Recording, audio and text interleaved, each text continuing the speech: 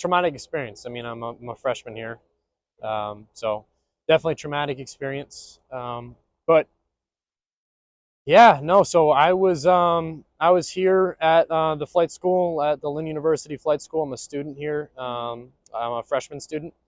So I was practicing my private pilot. I have something that's called stage 3 today, which is basically kind of like an end of course exam. So I was getting ready, studying up, um, and all of a sudden we got a call on Castle Ops, which is basically our home wave frequency for all of our airplanes, that somebody decided to report an emergency. Um, and so there was something that was happening with the rudder. So that sounded like a stuck rudder. And that's super dangerous. Yeah, this guy was circling the airport. Apparently he couldn't turn right, so he was only turning left. Boca Raton is typically a left traffic pattern. That's pretty typical. But what I really saw is when we all decided to go outside to try to figure out, if this guy's going to make it because he declared an emergency.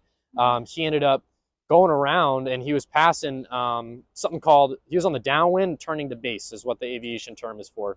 So he's basically almost on his final leg. So trying to come into land. Sure, yeah. No, it's all good. No, just trying to come into land. And, I said to my instructor and everybody outside that he is very low.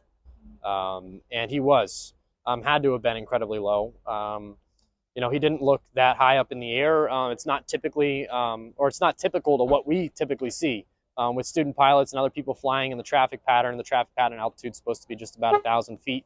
So he was flying over, and he looked really low, and I said that. So when he was turning his base, which is his almost his final leg, so he's about to come in to try to land for the runway, try to say it in simple terms.